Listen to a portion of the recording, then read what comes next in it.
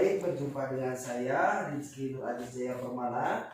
Kali ini kita akan ngobrol-ngobrol mengenai modul 4 sesi 11 langkah 6 poin 1 sampai dengan 4 ya. Kali ini kita akan membaca mengenai sebuah cerita tentang anak yang tidak mau sekolah ya. Saya memohon bantuan kepada salah satu peserta untuk bisa membantu saya dan teman-teman yang lain mendengarkan cerita tersebut. Siapa yang bersedia? Saya, Pak. Oh, baik Pak Asep, terima kasih banyak telah bersedia. Ibu-ibu yang lain mohon untuk didengarkan cerita yang akan disampaikan oleh Pak Asep ya. Baik, silakan Pak Asep. Siapa? Suatu hari, Nina menangis terseduh-seduh di depan rumahnya karena tidak mau berangkat sekolah. Di saat Nina sedang menangis, seorang ibu bernama Ibu Ati bersama anaknya berjalan melewati dan menghampiri Nina. Sebagai tetangga, Ibu Ati berusaha menenangkan Nina dan mengajak Nina pergi sekolah bersama. Namun, di saat Ibu Ati sedang berusaha mendiamkan tangisan Nina, tiba-tiba Ibu Eda keluar dari rumahnya dengan wajah marah.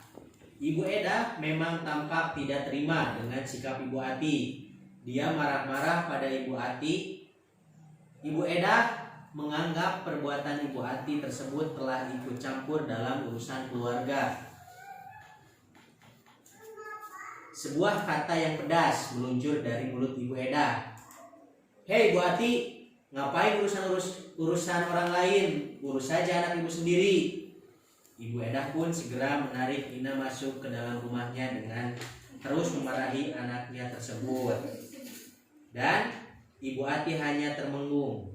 Dia hanya bisa mengelus dada dan dalam hatinya bertanya, apa yang harus dilakukan melihat perbuatan Ibu Eda yang sering memarahi, bahkan memukul anak itu.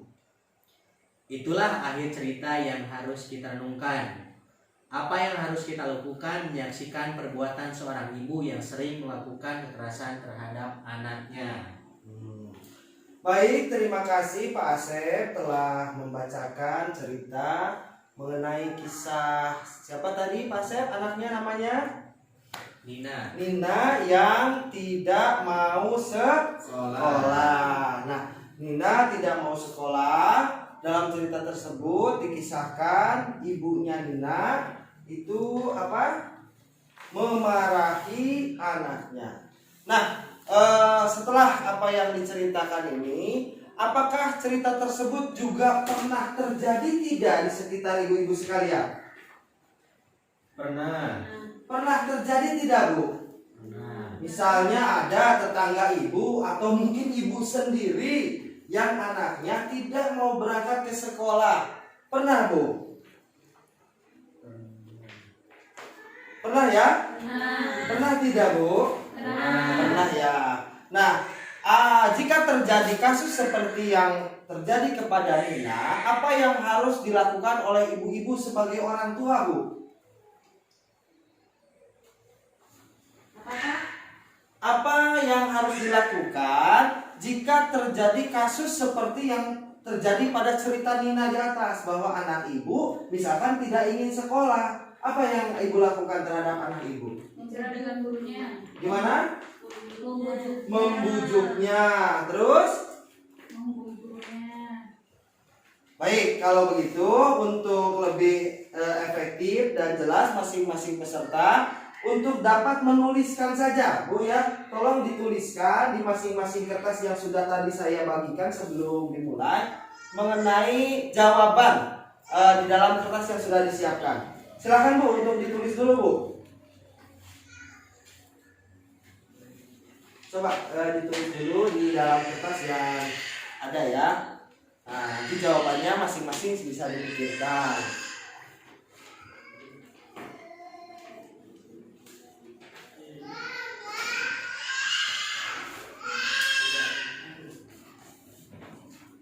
Silakan. silakan Bu, diisi yang penuh ya.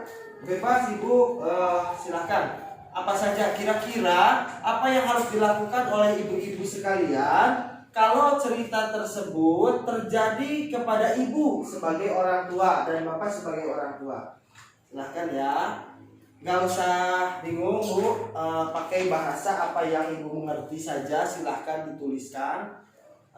Sekiranya itu sering terjadi pada lingkungan ibu. Baik, saya tunggu untuk beberapa saat ya Bu ya.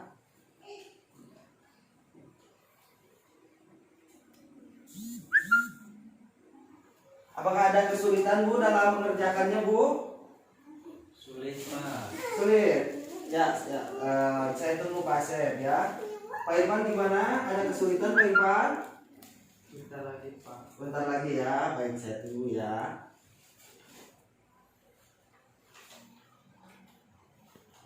Ya, sembari ibu bapak sekalian menulis bahwa kekerasan yang terjadi karena anak tidak ingin sekolah itu sebaiknya memang tidak dilakukan tindakan kekerasan ya terhadap anak dalam bentuk apapun. Yang namanya kekerasan itu tidak baik dilakukan terhadap anak ya. Jika sekarang terjadi ibu di lingkungan ibu sendiri atau mungkin kepada anak ibu sendiri, nanti silahkan ditulis dengan lengkap di dalam tulisan ibu masing-masing. Gimana, sudah ada yang selesai untuk tulisannya Bu? Sudah. Oh sudah, dengan ibu siapa? Ibu Edo. Ibu Edo. Bisa saya minta Bu apa yang ibu tulis? Oh baik. Terima kasih Bu ya. Terima kasih ya. Yang lain ada yang sudah selesai seperti Bu Edo? Ada biji. Oh mana? Terima kasih Bu ya.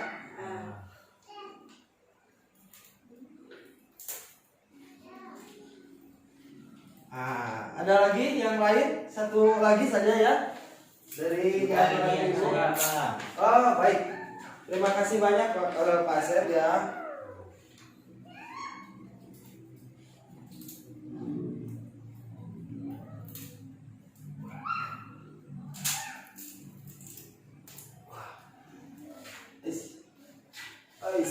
Coba Bu ya.